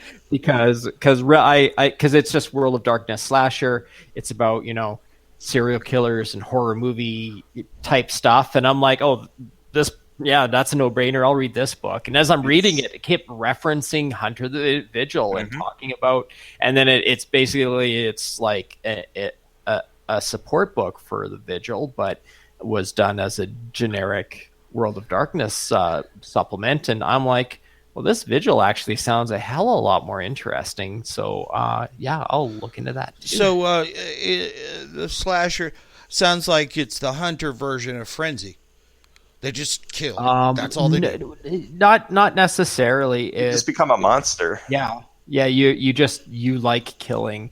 And there's some of them that do it for sport, some of them that do it because that's all they know now. And there's two different steps where it's like you can be like serial killer or just somebody that does a lot of murder. And then there's the next step where you actually start becoming a supernatural creature because of the legends that are surrounding your kills. And that's like a really interesting take on it. And right, I also like Hannibal Lecter or Jason. Hannibal Lecter would be step one, I would think, because he actually thinks about what he's doing. Jason just kills. That's what he does. I actually like too the little segue story in that book about the group of slashers that hit a vampire's ghoul nest for drugs, and how they take out this vampire's pack of ghouls and just to steal the drugs, and basically let one of them go to give a warning to the vampires that they were in town. It's a fun read, and that was something that was missing from some of those books at that time. Was they were a little dry and they weren't quite as fun to read. And Slasher was really fun to read. Oh yeah. Sounds like I'm starting to get interested too. Because that sounds like fun. I have to say that like there was definitely a sweet spot in the first edition run of the New World of Darkness Blue Book type material, where they really hit their stride. They were creating great books. Some of them didn't necessarily like.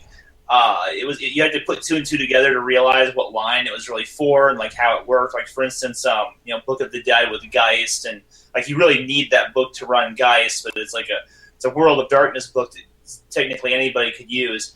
And for my money, when you're talking Infernalism, the best Infernalism book that White Wolf ever put out, New World of Darkness, Old World of Darkness, whatever, was Inferno.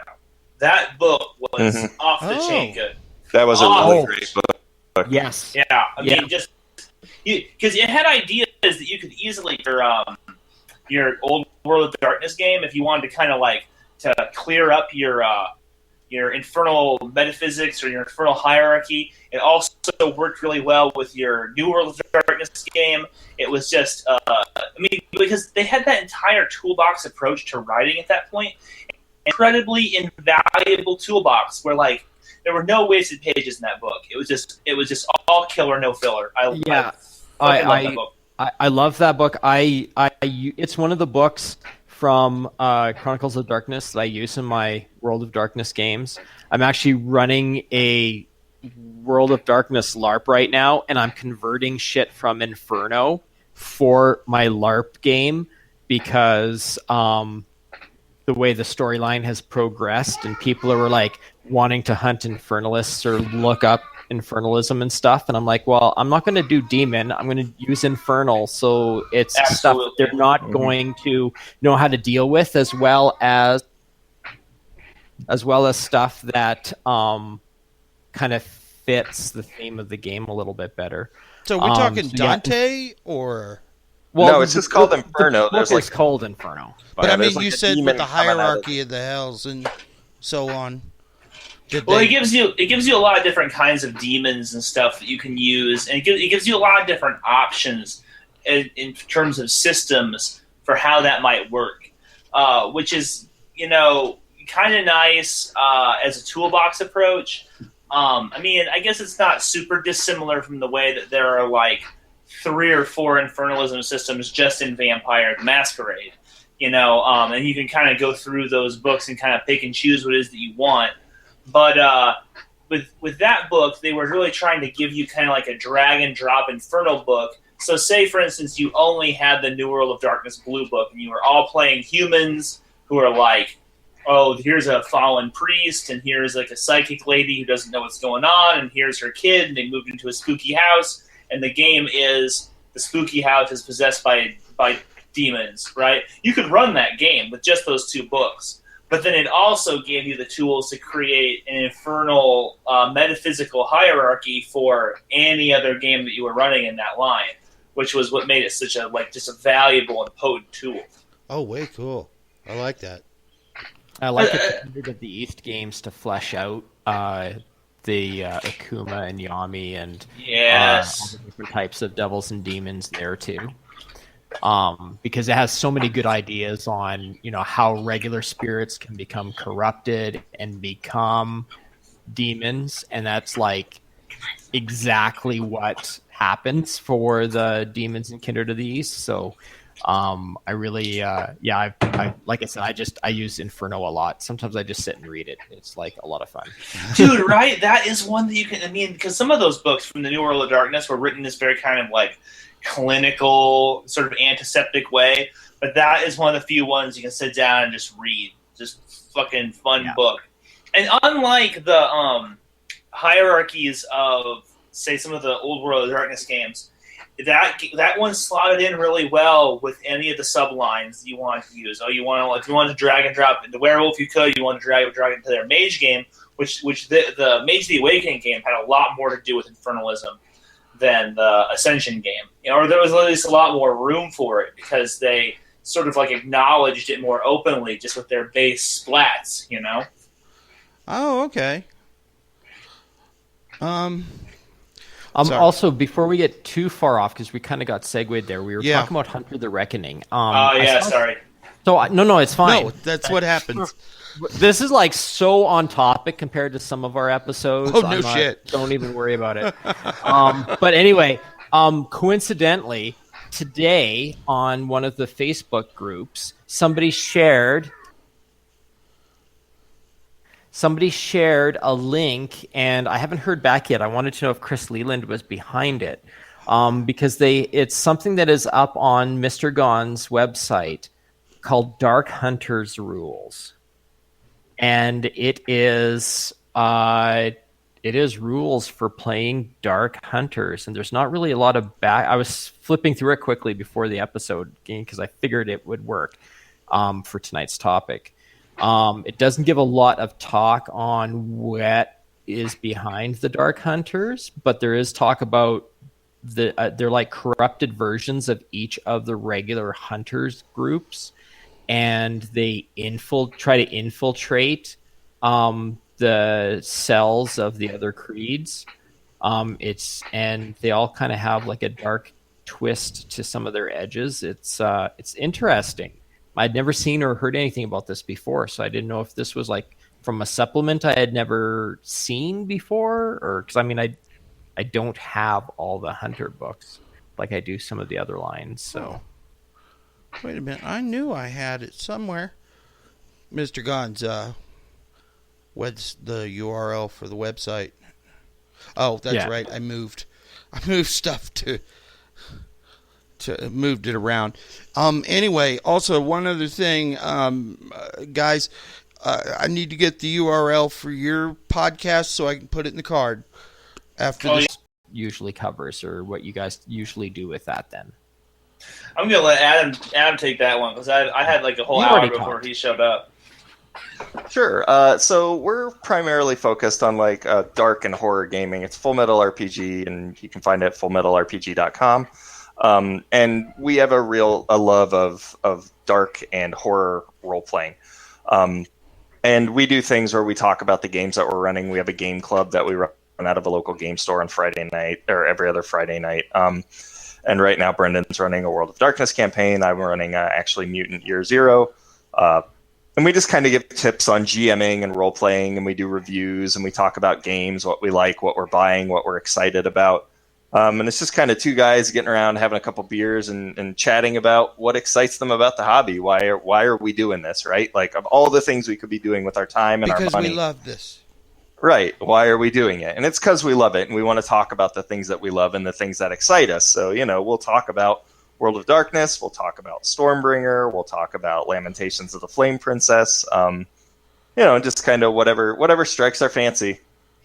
Oh, and we have a fixation on a particular TV show, right, Adam? Oh yeah, and so we're working our way through because of the halcyon days of the '90s when we were playing all the Vampire and the World of Darkness games. We're working our way back through the TV show Forever Night and reviewing episodes of that as we go. And God. What can you do with this? Can you use any of this stuff for a game? I love Lacroix. He was the shit. Yeah, Nigel Bennett was great. Jeanette was amazing, and so I'm dreading getting to season 3, but it's so far off that we don't have to worry about that. Okay, as a sidetrack here, real quick, did you ever see Lex? Did I ever see Lex? I did see Lex, yes. Okay, because he plays, in, what is it, season 3? Mm-hmm. Where he plays Prince. And I said, wow, he just sort of, he's a vampire, but he's not. Because he keeps dying and coming back. And then the little lip ring really made me want to jerk that bitch out. But I was like, he used the same character base from Lacroix to Prince, which is kind of odd. But, oddly enough, Lex and Forever Night don't have a lot of crossover as far as the fan base. Yeah, probably not too much. But yeah, I mean, that's a pity because Lex is a very interesting show. It's a very interesting, weird show, and if you're into weird, offbeat stuff, I highly recommend it. I mean, it's not. It takes a little minute to get into it, but it's a great show. Anyway, I'm sorry. And it has boobies. Yes, I can say boobies. Anyway, so where were we? Sorry, before we sidetracked us. Yeah, I'm so sorry. That was totally me, like, having to get that in there. Hey, Adam, do you want to tell them about our Patreon? Oh, sure. So we have a Patreon that you can go out to. We're actually creating some little gaming supplement magazine type newsletter things there. Brendan's got one called Horrorism that's focused on horror gaming. I have one called Survivalism that's focused on post-apocalyptic gaming, and especially on like zones or areas that you can use in your games. Brendan's is kind of like a toolboxy kit to horror gaming. So in his first one, he had because we only have one issue so far. His Adam, first you play one was Fallen Earth? I don't play Solid Earth. No, Fallen Earth. Oh, Fallen Earth. No, I don't. I haven't played Fallen Earth. It's a sandbox post-apoc. Oh, nice. It's awesome. I'll have to check that one out. Everything in the game, except for the stuff you loot off of creatures, is created by the players. Oh, nice. And it's It's tough. kind of like open worldy, dungeon worldy. Oh kind yeah. of? Oh yeah. Nice. It's not a what we used to call a theme park MMO. This is a sandbox MMO, which means that you're gonna die. You're gonna die a lot. Yeah, it's really interesting the different takes on the post-apocalyptic kind of genre, because there are those very open, very sandboxy ones. There's the very like go here, go here, go here kind of Fallout-y ones where there's specific things to see and do, and then there's just kind of like Mutineer Zero is a hex crawl, just a randomly generated hex crawl. Like, okay, go here now, randomly generate what's in it and see what happens. And so, yeah, there's a lot you can do with it. I mean, it's a pretty wide open game genre, but yeah, we're just kind of focused on different things you can do. And on the Patreon, there's different pledge levels. So if you just kind of want to be involved in our giveaways and drawings, there's a pledge level for that. If you just kind of if you want like PDF versions of the materials, you can get those and on up from there. Awesome. And of course, I'll get that URL as well. I'll put that in the card. I always like to help support our sister casts. We thanks. appreciate that. Thank you. Yeah, we appreciate that a lot. We're trying to get some hardware so we can start doing actual plays. So. Yeah, I know. We've been trying since day one to get new hardware. Mm-hmm. And it's harder than I expected, but granted, since I'm a hardware engineer, I can actually build most of the stuff as long as I have the parts. But buying parts costs money. It does. Like, we need pop mics. We need all kinds of cool shit. But I don't, as I've mentioned, you weren't here for this, is I have absolutely no interest whatsoever in monetizing this channel because I want to be able to say fuck if I want to say fuck. And if you do that, YouTube takes away your money. They do. I want to strangle whoever came up with that idea. But let's hit the one last thing here that's in the list of infernals. Demons themselves apparently aren't infernalists, but the thralls are. Well, yeah, because they are the demons. Yeah, but that makes them infernals, but not infernalists. Yeah, right. But isn't there the idea in that game of making packs or working serving other demons? So you can still find yourself in service to another demon. Yes, and another demon, especially if they get a hold of your true name, can force you into servitude. Right. And you may just do it for power. Like you may band together with a guy and be like, I'm going to follow this guy, and we're going to go wreck shop in his name. Yeah. Because it just, one other, the Kindred of the East we mentioned earlier, but specifically and this one's more aimed at Jake since he's more familiar with it than I am. Are there any specific infernalists?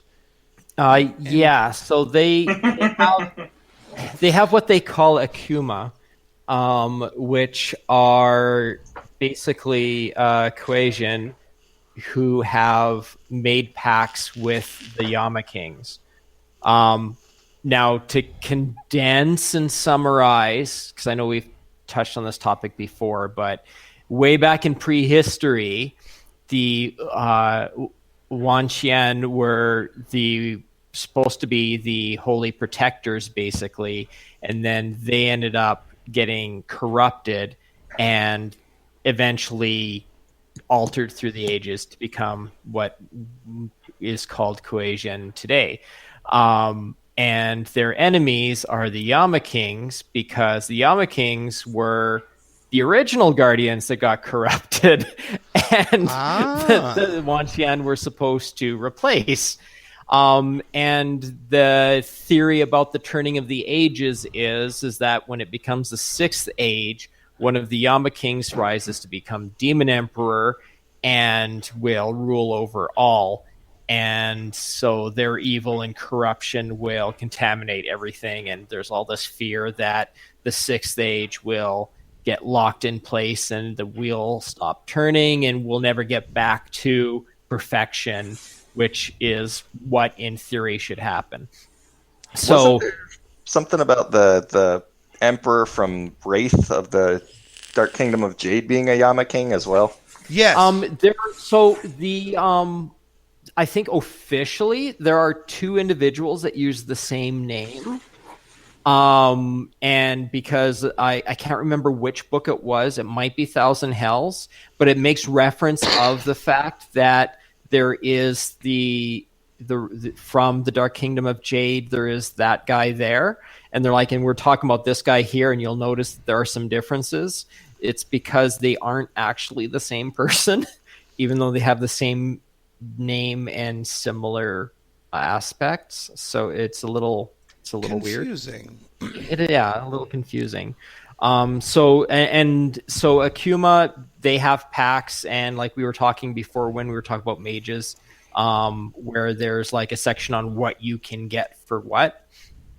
Akuma, there's a section of that where, you know, you have so many points you can spend and you can pick and choose what kind of abilities and powers that you get.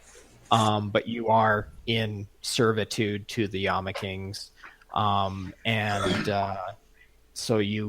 they say jump, you say how high, and let them whip you on the way up, kind of a thing. So, but then there's the different aspects so there's the Devil Tigers, which is one of the primary dharmas that consider themselves devils, and they're here to punish the wicked and scare people into behaving, and they control and command evil spirits. But there's a big distinction in their mind between what they do and what the Yama Kings do, and the fact that, you know, we control evil spirits, we don't serve evil spirits, so we're okay, kind of thing. And then there's the Scorpion Eaters, who basically said, well, the Yama Kings are going to win anyway, so we'll just sign en masse a treaty of non-interference with the Yama Kings, where we stay out of their business, they stay out of our business, and we'll just let them do whatever. So most of the rest of the Kuei-Jin consider them Infernalists, even though they're kind of not really, because they basically just promised not to pick sides in the fight. But at the same time, not fighting the enemy is the same as helping them, so it kind of makes sense that you would still hunt them down as Akuma. I think that when they were cooking up the Kindred of the East game line, even though it was just like a spin-off of Vampire or whatever, at that point they really knew what the big picture was, you know, in a way that with some of those other game lines they didn't when they were starting out.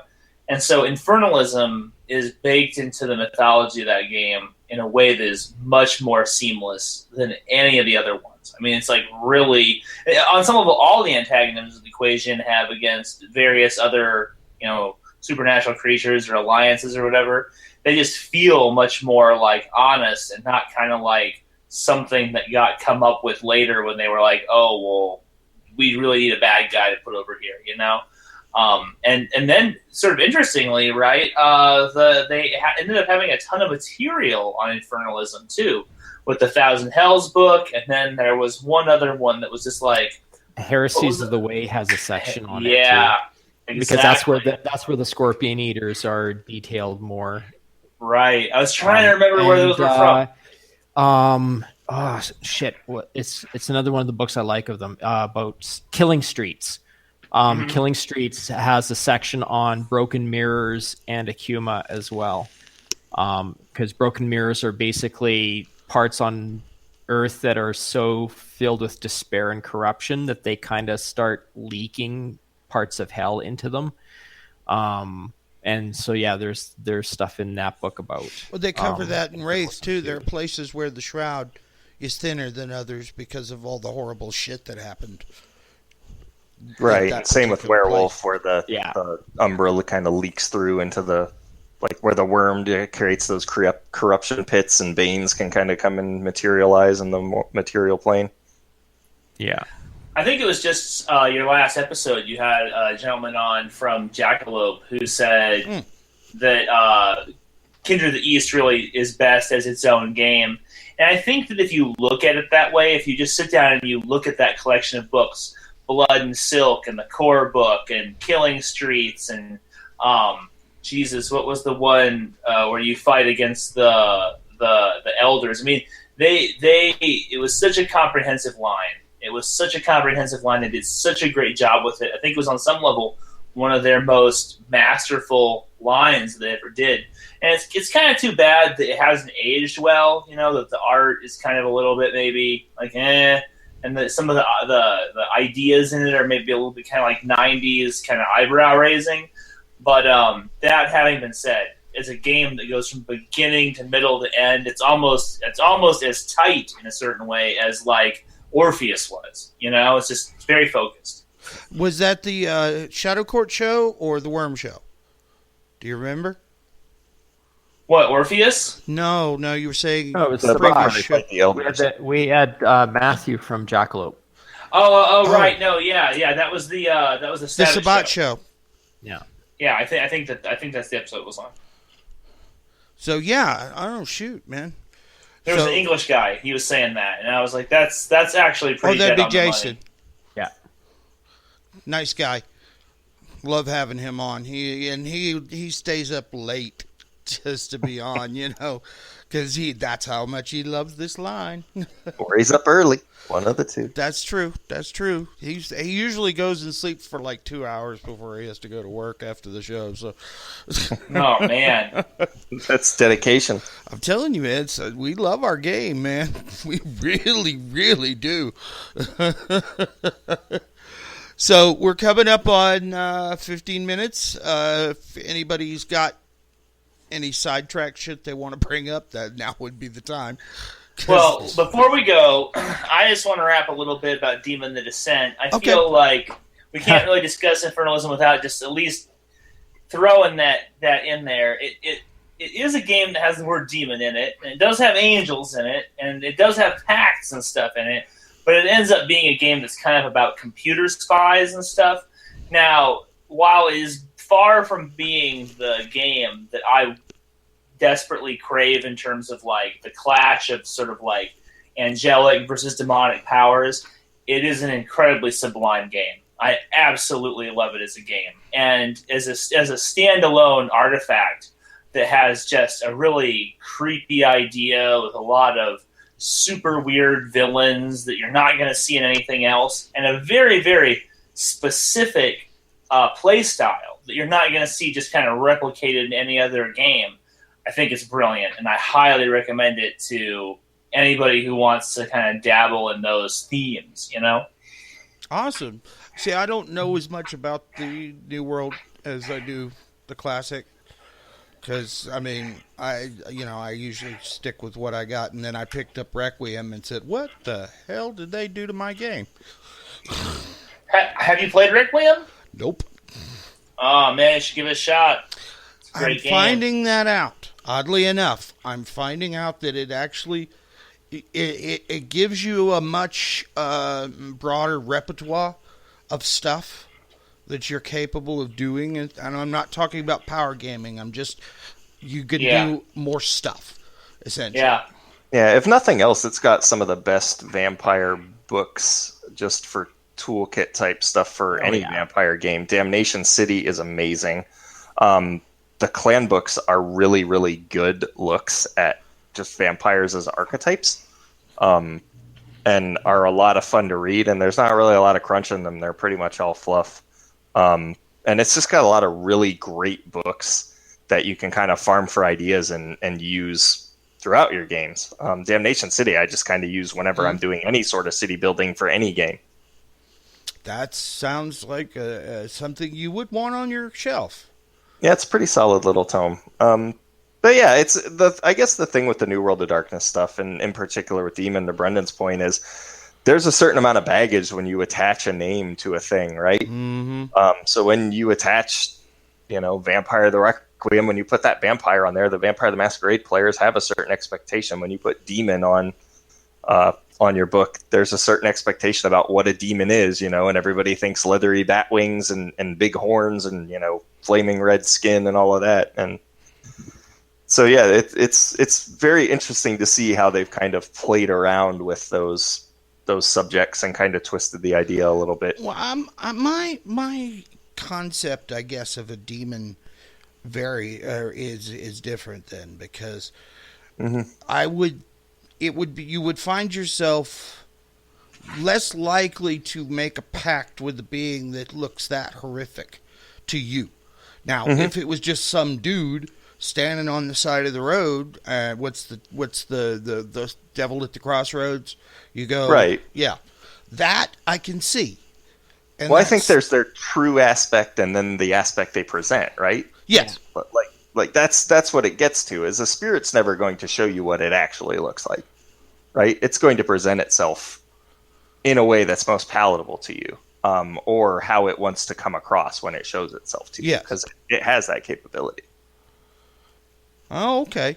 Well, let's since we've got a few minutes, Moloch. Did we bring him up earlier? Oh, we didn't talk about anybody specific of the Bali, except Earl Shuggy and. Well, Earl Shuggy is Asimite. He's not Bali. No, I'm just saying. Yeah, we should. With a little bit of time that we have left, talk about specific stuff or characters. So Moloch's interesting. He's the one who is like fighting the other Bali, right? Yeah, he's the one. He's the one that joined, he's the one that joined the True Black Hand. The Tal Mahari. I guess it would be kind of an interesting concept on whether or not he would be an infernalist, because on one end you could assume so, but on the other end there's hints in the Bali clan book that the original Bali were not infernalists so much as demonologists, and it's only as the bloodline has gotten weaker and influenced by newer cultures that they have taken to making pacts with demons instead of controlling demons. So I never liked that interpretation. That always bummed me out so bad. Yeah? That whole thing where they were like, oh, they're like secretly the good guys because they're like doing this whole thing to prevent the demons from getting out. I was like, oh my god, you guys are backpedaling so hard right now. Yeah, but that could just be the story that they're telling people, It's how they want to come across. I never interpreted that. I never interpreted that as them being the good guys, because they were still doing reprehensible things to maybe keep something asleep that wouldn't necessarily be woken up if they weren't doing stuff in the first place. So that's kind of what I hit with Moloch. I don't assume that Moloch is a good guy. I assume that he's got a game. He's playing at something. And maybe he's taking a chapter out of his sire's book and playing 3-card Monty here and using the True Black Hand to take out the competition. So just he and his childer will be the only Bali left. And then I just think the True Black Hand have been compromised by the Infernal from the inception. With Ursulguli and Moloch and all of that going on. They just seem. Oh yeah. Like they're an infernal cult that doesn't know they're an infernal cult, right? Well, and it's just like the Sabbat like actively try, like even more so than anybody else, try to root out and kill Infernalists out of their own kind. But yet they still seem to always have Infernalists among their own kind. Yep. It's almost like there's, the two are going hand in hand for a reason. So, okay, well, you're saying him following his own path, so to speak, and doing what he's doing. But if he was bloodbound to Troil, why wouldn't he be doing what she wanted? Uh-oh. Because she's dead. Well, yeah, true. I mean, if she's in torpor, she's not really giving him any commands, and you're assuming that he was bloodbound, and you're assuming that a demon can't break a blood bond, which That's has been true, shown too. to do in the fiction and the game line. So I like the whole thing of Technically, Blood bonds are wasn't really it- hard to break out, short of killing the one who bound you. yeah, Isn't he's only as bloodbound as he the wants one to that be. helped them develop Valkyrie? Like, Yeah, Capula, yeah. So I think breaking a blood bond would be pretty easy for a demon to do, and if you haven't drank from somebody for 3,000 years, you probably aren't very blood bond to them anymore. All right, here's the question: can a mage break a blood bond?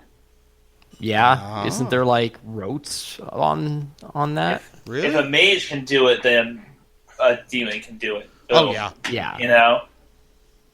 Huh.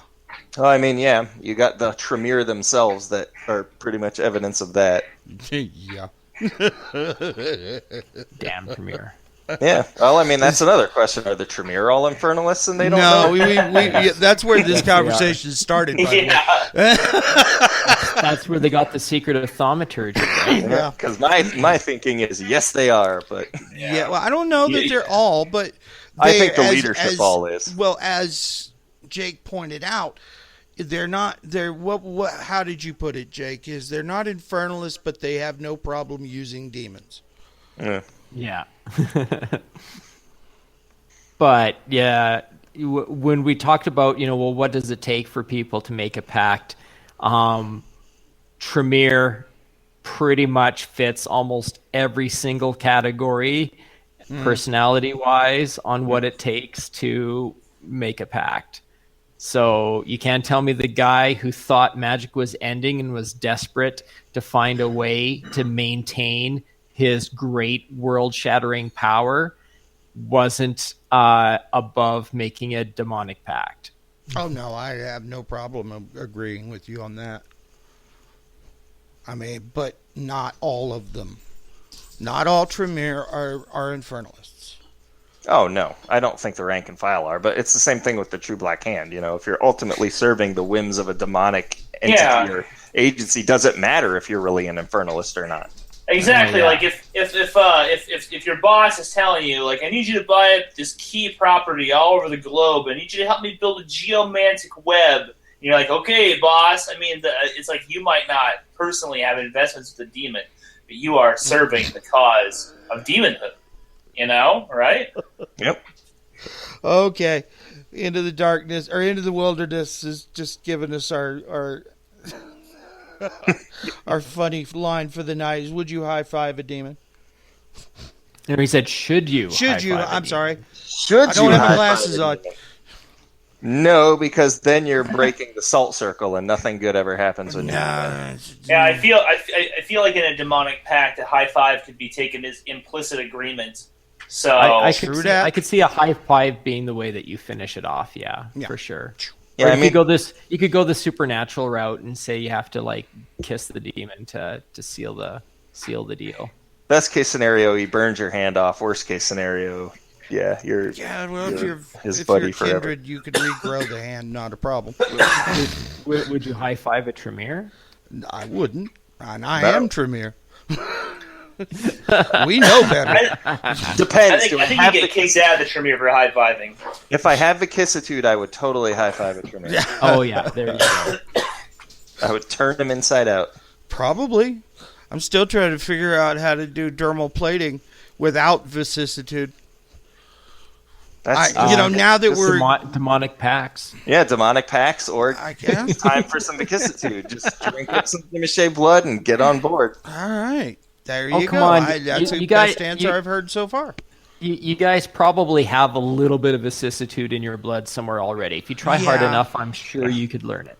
Like I said, and you mentioned earlier, Brendan, about the gangrel. Yeah, they were used primarily for the construction of gargoyles.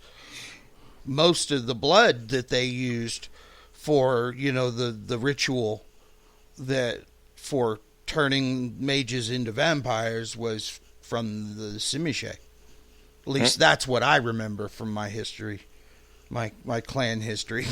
Yeah, And and the I seem to remember Nagarashi. one of the Endline books was Tremere turning into like some big giant weird worm Yeah, thing. it was the fight between him and Salat. Right. That was how it manifested itself, was him turning into a giant worm. And then Salat pushed him out of the body, and he went and took Goratrix's body, and he put Goratrix in a mirror. So it just kind of rolled downhill. Sorry, Goratrix. You're a mirror now. I've always wondered if you broke the mirror, would it get rid of him? I don't know. I mean, what was he doing in the mirror? That's a good question. The theory was, if I remember, didn't it mention in Transylvania Chronicles, he was put in the mirror until Tremere could find a suitable body for him to inhabit? That's right. No, maybe. Tremere's taking his time on that. Yeah. He's like, Yeah, I don't know. This one's not good enough, Goratrix. Sorry. Why didn't Tremere and Goratrix just not share a body like Tremere and Zealot did? I mean, I don't think Tremere shares very well. I don't know. He is not a He's sharer. like the type of dude who shares. He doesn't seem like he's Yeah. a giving kind of guy. Agreed. And I always got a kind of a General Zod in the Phantom Zone feel from that sticking Goratrix into a mirror. pretty much. It'll be interesting to see what V5 does with all this, because Adam and I have done some of the play testing of the new material, and there's no Tremere yet, which is not to say that they're not going to show up. We haven't heard that or anything. They said that there's going to be Camarilla clans, right? And for instance, Gangrel are because they departed the Camarilla, but we're getting them back, right? Like the Gangrel. That's part of the rumor. Is the idea is the Camarilla is shrunk down to a core constituency, and everybody else is just considered anarchs. Yeah, So if you're young enough, you're basically an the anarch. Gangrel left, and the Assamites came in. So we're still at what, 7 clans? Right. So, But do you think we're going to get Assamites in the core book? I'm pretty sure. I'm pretty sure you have all 13 clans in the core. Yeah. I don't know. Oh, I But I mean, it's part I of guess the you're We're gonna right. have all camp. 13 clans. No Yeah, I chance. guess you're right, because they did say there's going to be a Camarilla book and an Anarchs book and then a Sabbat book later. So we probably will get the division that we had Well, before. I'm glad just to wondering- hear. I'm glad to hear that they're going to have a Sabbat book, because the way they've been talking about what they're doing to the Sabbat really has made me uncertain as to what is in store for that sect. So I can't see them getting rid of that No. concept. No. It's too strong there's of a too many concept. My Yeah. guess is they're Yeah. going to Concept tease you a little bit, and then they're going to release it later, and they're going to go, "Ooh, look, it's the Sabbat." And Well, they put What's the money what's into the Tel Mahira book, so yeah. Yeah, but that's a totally different. That's the V20 line. That's Oh yeah. Onyx Path. That's Yep, that's not. so that's V5. My bad. Apple's got nothing to do with oranges there. I'll be surprised Well- if we see Tamahira show up in a meaningful way in V5. At least don't know, for the man. first little bit. Not for the first little bit, but I mean, keep in mind, Beckett's Jihad Diary does sort of cross the gap between V20 and V5. So those are considered to be lines that are in continuity with one another. You know, it's not a hard reboot. Like all that stuff, it should eventually all be addressed, with the exception, I guess, of Kindred of the East or something. No, they're not going to do a Kindred book, I heard. And, I don't know whether that's a good or bad thing.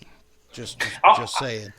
I'm going to be really interested to see if Tremere make the cut for the Camarilla in the new book. I'll be very interested. I actually think we will. I'm going to be honest with you. There's still, even guess with we'll find out in a the couple months. Tremere, Yeah. Gotrek, Salute, Salat thing, the Tremere are probably going to still be part of the cam, but they're not going to be as important as Yeah. they used to be. I guess the question is, did they all get called back to Vienna or not? Because That's what I heard. Everybody was after the destruction of House Goretrix in Mexico City. This, supposedly the lead up to Gehenna, they called everybody home after they realized that the body in the tomb was gone. So, yeah, but I think they're rolling back but the Gehenna stuff, though. So yeah, but you realize too that is kind of possibly foreshadowing them not being in the core book, because they did the similar thing with the Sabbat. Is they called all the Sabbat to one faraway location, away from everybody else, to be fighting in some sort of Gehenna war, and they're very vague on who the Sabbat are fighting. So I'm going to assume the Sabbat and the Assamites and something else is probably all fighting together at this Gehenna war in the Middle East, and it's going to give them buy them time to decide what they're going to do with those factions. And if the Tremere were all called back to Vienna, I think the Tremere and the Giovanni are going to be insular solo clans. So we're going to go independent. That are going to come out in a supplement later. Just a guess, but we'll know soon. I think that's entirely possible. I think that's entirely possible. I mean, because if it really depends on how they choose to interpret it, really. I mean, because I think I could see them viewing the Tremere as an independent clan, and in fact, I think when you did Requiem, they had that crossover conversion document where it allowed you to sort of reframe the Tremere as being a covenant that was open to a lot of different clans rather than just as a clan itself, a bloodline. And then also kind of interestingly, they had this idea of the elders being pulled out of cities and called to the east. And because the Tremere hierarchy is so based on generation and stuff, you could see the possibility of the Tremere clan being sort of decapitated in a certain way, deprived of its elder leadership, and then its lower generation, or I guess I should say higher generation members, kind of like falling apart, not really knowing what to do, and maybe even ending up in the Anarchs. I mean, who knows? Who knows? They can do whatever they want. But the seven are still nominally in charge. That's assuming they haven't been called to the Middle East. And exactly. Where are they? That's the thing. What about the other faction? What if Zaulot took the seven with him to go to this Gehenna war? Yeah. And that's who the Sabbat are fighting. Interesting. Okay, guys. Well, I want to thank our guests, Brendan and Adam. You guys have been wonderful. I hope you guys had a good time. Had a great time. Thanks for having us. Yeah, thanks for having me. Sorry I was a little late. And of course, dude, we had a time glitch. Phoenix is weird. That was all my fault. And that's all right. We just don't do daylight time here, so we just don't know how to use it. Yeah, we're like there's enough daylight. It's 108 degrees outside. We don't care. Dear God, I would spontaneously combust. That's aggravated damage, Joe. Insane. Yeah, it is. It's like living infernalism every time I go outside. Oh my goodness! All right, and of course, the plug for your Patreon and the of course your show will go into the card for this show as soon as it finishes processing. That is, so we'll get you hooked up, and so everybody, say good night. Good night, everybody.